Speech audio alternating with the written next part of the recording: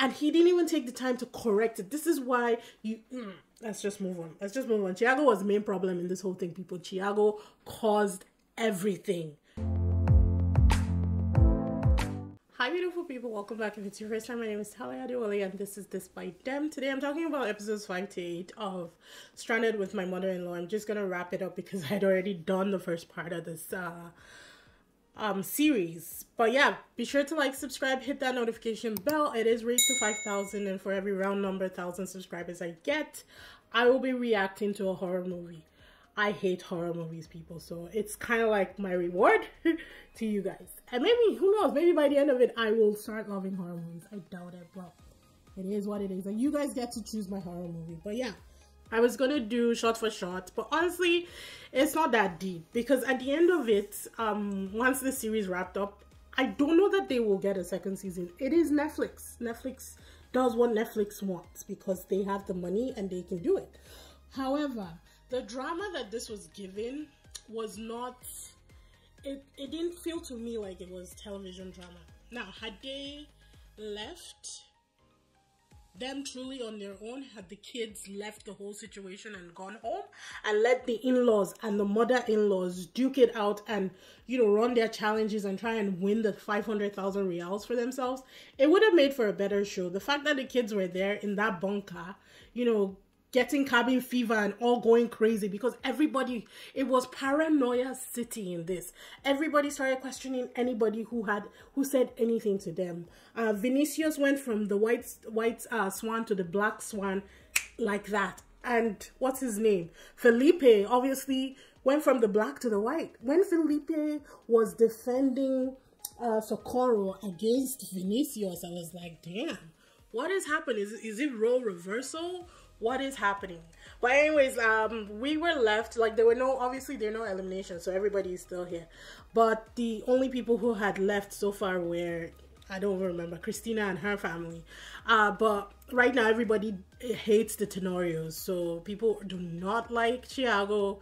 They do not like Severina. They even somehow managed to fit Mayara under that umbrella and not like her in the freaking bunker. And I'm like, seriously, guys, I get that the reward is there. When you throw money into things, people lose their minds. I get it. But it's like too hard to handle where I'm looking at them. And I always say, you came here with nothing in your pockets. Worst case scenario, you go home with nothing in your pockets, but you had a great holiday. Like, it just, once you throw money into things, people kind of like, it does things to people and it changes people's minds entirely. Do I think that Thiago was being stubborn? Yes, 100%. Do I think that Severina and Thiago put themselves in this situation? 100%. But it became a thing of racism and xenophobia. And it kind of took it out for me. I get that you have a background where people have always treated you one way. But you cannot let the opinions of other people and what they do run your life. And I feel like that's what Mayara was trying to tell them. It's like, yes, we know that our lives are different from these people. It doesn't mean that everybody is against us. I will say Sylvia. I don't think Sylvia is a racist. I don't think anybody was a racist on this show, if I'm being honest. I think Sylvia is a problem. The gossiping, the, instantly hating somebody and targeting them, it is a problem. But I don't think that she was a racist. I didn't see that, honestly. So the fact that Severina took it on her head that, xenophobia, because this is how I've always been treated, this is how you're treating me, it's a chip on the shoulder and it alienates you from everybody, which is exactly what happened. So for me, it completely took it out for me in the entire series when it kind of became about that. And the fact that they kept on isolating themselves, there was a lot of miscommunication going on. So even some things that they were accused of, it wasn't true. That whole situation where Rodrigo and Thais and Rogeria said that Thiago called her a freaking joke or something like that. I don't know. Rogeria had talked to Severina and Thiago. As she was walking away, Thiago said something. He said it's fake and he said something. But I don't know that he was talking to, I don't think he was addressing Rogeria. I might be wrong. I might be losing a lot in translation here, people. Like I said, I watched this dubbed versions of this. So I might be wrong, but I don't think that he was addressing Rogeria. I think he was saying that the whole situation and the other people are fake. Because personally, I thought that Thiago, Severina, Tahis, and Rogeria had squashed their beef. You know, the next day after everything came to a head, episode 5, really, like, the drama came to a head in episode 5. But I think the episode 6, they squashed their beef. I don't know, the next morning they squashed their beef. I don't know, anyhow, like I said, people were going crazy here. People were stealing, it was permitted, but they were stealing honeycombs. There was a scenario where the Neris family, who were leading the whole pack from the beginning, had the chance to steal honeycombs from any of the other families, and they stole from Tahis and Rogeria, and Tahis was pissed off, and that's when Tahis started spilling out everything that's been happening with Severina and Thiago, because she thought that the Neris family should have stolen from the Tenorios, and it just imploded, but not in a good way, you know. It was very not in a great way. The drama, anywho. The competitions I loved. Definitely was giving Survivor vibes, and I like that. I really love Survivor because of the challenges and the drama, but mostly the challenges. So I really liked the challenges that they were doing in this one. They did have a family counselor. I don't know if I mentioned that in my previous review, but they did bring a family counselor in because the show is aimed at healing and bridging, you know, whatever gaps there are between the mother-in-laws and their spouses, their kids' spouses. So during that whole thing, Tenina finally tells Rodrigo, they were calling him Rodrigo, so I'm going to call him Rodrigo. Rodrigo and what's her name, Francine? Honestly, I forget her name. Finally tells them that she wants them out of her house, that it's time for them to go build their house or find their house, whatever it is. So I was very happy that Tanina found her voice, you know, during this entire series. Socorro, Vinicius, and Felipe talk about their coming out story, where Vinicius had a very good, I guess, best case scenario with his mom, because the mom kind of already knew and was just waiting for him to tell her. And Felipe was the opposite, where his family actually, they put him out, they rejected him. And so that's kind of where, like, he's had to struggle for himself, you know, to become the person that he is, had to find his own self-made family, you know, that kind of thing. And that's kind of where his attitude comes from. Like I said, I didn't like him in episode 1, but by the end of episode 4, I got him, I got his vibe, I got what he was doing. It's a coping mechanism that he does, and that's just how he is. But he was also the most honest person on the show for me, so I can appreciate that. Then Marcia tells us about her son who was killed, and so that's why she's so attached to Thiago right now, and she's always about Thiago because she lost one son already, and so in keeping this one close, she hopes not to lose him. I guess that's where the whole thing came about. Am I wrong, or does Sylvia and Marcia, do they look alike? Could they? I swear to God, when Sylvia gets older, I feel like she's gonna look exactly like Marcia. Am I wrong? Can you guys let me know in the comment section? Because I was like, this is the exact same person. Not really, but they could literally be mother and daughter. Anywho, Sylvia says that Marcia is a role model of being a mom. So they do kind of find common ground during the show. I do think that their relationship grew, but I feel like it grew because they were both hating on Severina and Thiago. I mean, whatever bonds them, you know. It is what it is. If they bond, then the goal is achieved. But I feel like it came about because they both had a common enemy, and that's where they were throwing their frustrations, you know. I don't know that it's gonna do anything for their relationship when they get back home and there's not that one common enemy for us to all hate together. But yeah, by episode 6, Severina was about to quit. And then Felipe had a talk with her, which I was surprised. I did not think that Felipe would be the person to talk this woman off the ledge. But he was the one who talked her basically off the ledge and said, you're here for a reason, do not give up, you know.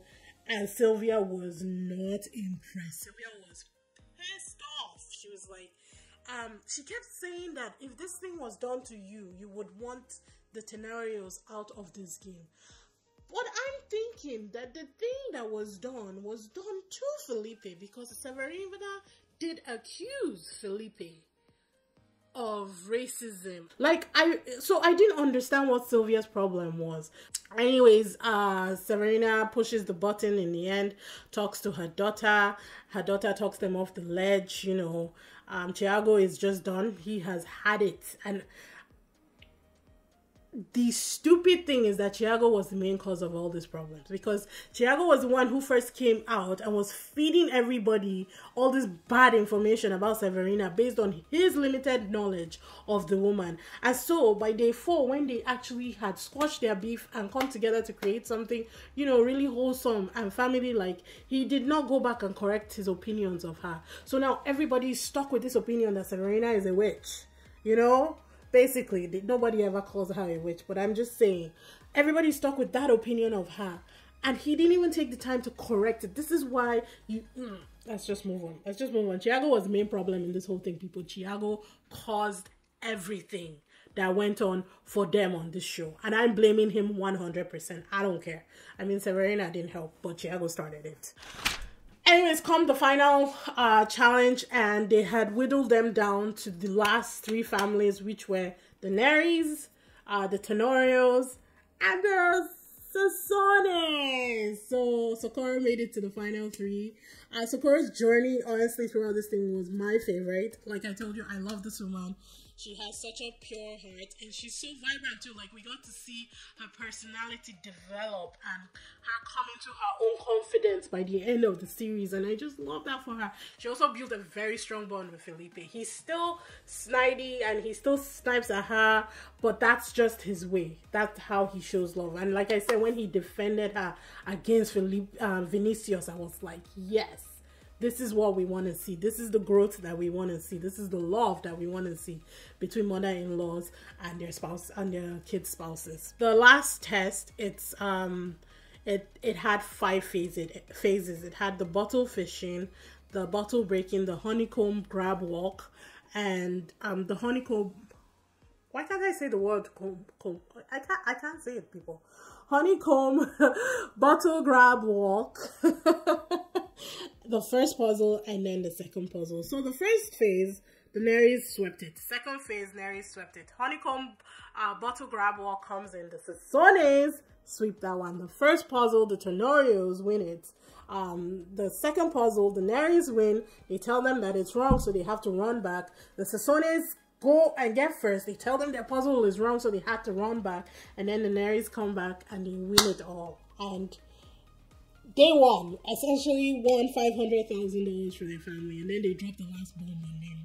That because the show is for mother-in-laws, the mother-in-laws had the choice. They did a Love Island USA twist on these people. The mother-in-laws had the choice to either keep the money, split the money, or give it to their children. Whatever they decided. So they told Tanina to decide, and she said she was going to split it equally for all 3 of them, which honestly was amazing. But she did say that they all won it together, and so they deserve it. She's a mom. There's no mom that I think would have kept that money. Maybe Christina. Oh, that came out, people. I didn't even plan that. I swear to God. Yes, Christina would have kept the money to herself for sure, or maybe just given it to her son. If anything, she would have given it to her son. Oh, Christina, if you're watching this, it ain't personal. You showed us who you are, and I'm going off that. Anywho, so I wrote down takeaways is, yeah, when money is involved, people get twisted, man. And at some point, they missed the whole point of the show. The whole point of you building this relationship with your mother-in-law. It became all about, you know, hating on this one family and this one family hating on everybody else. I don't think it's going to get another season. Or if it does, I want them to revamp the whole thing of the show. They just need to revamp it and leave the mother-in-laws with their sons and daughter-in-laws. Just dump them on the island and leave them. Let the chips fall where they may. That is the chaos. That is the kind of organized chaos that I think a show like this needs to have. Let the children back. In fact, the children should not have been on the show at all, you know? And for last notes, I wrote that the drama was adequate, because the drama for me was tainted. It wasn't what I was expecting. So it is what it is. I did enjoy the show overall. I liked the characters, you know, I liked the individual families. They all had their issues, but who doesn't, you know? And I like that everybody got something out of it, except for Christina. I keep bringing her up. I don't know why. But every other family got something out of it, some more than others. Because even when the Nerys won, you need to see the faces of the Tenorios. They did not hug them. They just stood apart. I get that they might have needed the money. I get it. But they had isolated themselves so much that they could not even rejoice in other people's, you know, happiness or wins. And I thought that was just not... It wasn't necessary at all, but I guess it gives us adequate TV. So yeah, if you watched it, let me know what you think. Let me know what I missed, you know, that you caught. Let me know your thoughts on the entire thing, because like I said, they just need to change the whole segment or the whole outline of the show, and I think it will make for great TV. Anywho, thank you guys for tuning in. Be sure to like, subscribe, hit that notification bell so you know when I post new videos, and I will see you in the next one.